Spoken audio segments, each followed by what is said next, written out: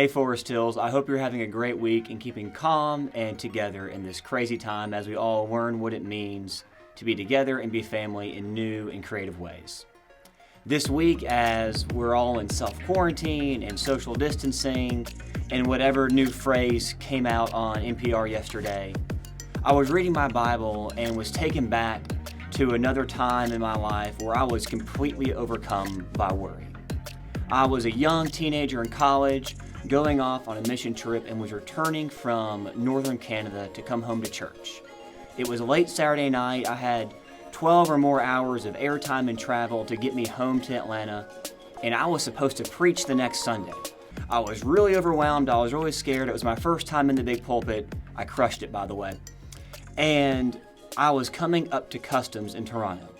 I had been on the plane a long time. I was in the interchange exchange in Toronto trying to get back to Atlanta. And newsflash, I did not know how to get through customs. This is my first time traveling alone, my first time traveling out of the country and returning back in. I was misprinting passports, probably showing up on every radar and red flag of what you're not supposed to do as a young man traveling with a 4-inch beard to an international airport. And it became very evident to me that I was going to miss my flight. I wasn't going to make it home to Atlanta. I wasn't going to make it to church the next day. And the biggest deal in all of this is my mother was going to absolutely kill me. And I was standing in line, beyond anxious, as they were calling ticket numbers one by one to go through customs to then make it to the plane.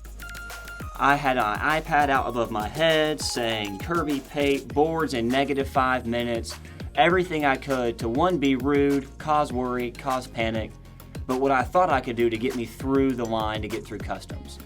Obviously, none of it worked. But eventually, I did clear, I got through security, and then I set the world record in the half mile running barefoot through the Toronto airport to make it to my plane. I literally stuck my foot in the door as they were closing the terminal to get into the plane. Sat down, was completely overwhelmed, panting and exhausted, and just overcome by anxiety. So, finally in my seat, finally rested, ready. They shut the boarding door, the plane starts taxiing down the runway, and I open my Bible to write my sermon for the next Sunday. And as a young teenager, you don't necessarily get to pick what you're going to write about. So I opened to Matthew 6, verse 24, not knowing what any of that is, and found these wonderful words that I think apply to not only my situation at that moment, but to our lives today. Look at the birds of the air. They neither sow nor reap nor gather into barns, and yet your heavenly Father feeds them. Are you not of more value than they? And can any of you, by worrying, add a single hour to your life? And the verse continues and the story goes on, talking about worry and anxiety and how we burden ourselves with undue stress and anxiety and really forget the sight of what's really happening in the world.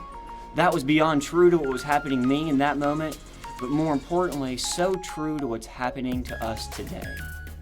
As we worry about all that is happening around us in the pandemic and the explosion of the COVID-19 virus, we try and go and gather and store up into barns provisions and things that we think can add an hour to our day or our life or somehow sustain us through this crazy time without looking at what God is doing in the world or truly seeing our neighbor across from us. If we let worry overcome us, then we will continue to be the mobs that go into Costco and run over people like it's Black Friday trying to get the last Tickle Me Elmo on the shelf, to grab 800 rolls of toilet paper, which no human should ever need, just because we are worried. So church, as we continue this week of unknown and anxiety, I want us to remember the words of Matthew 6:26. Do not be anxious, do not worry, because at the end of the day, God is in control, and His steadfast spirit will carry us through and endure us through these times. I hope you are doing well, and I cannot wait for the day that we can be together again in community in our church. God bless you, and see you soon.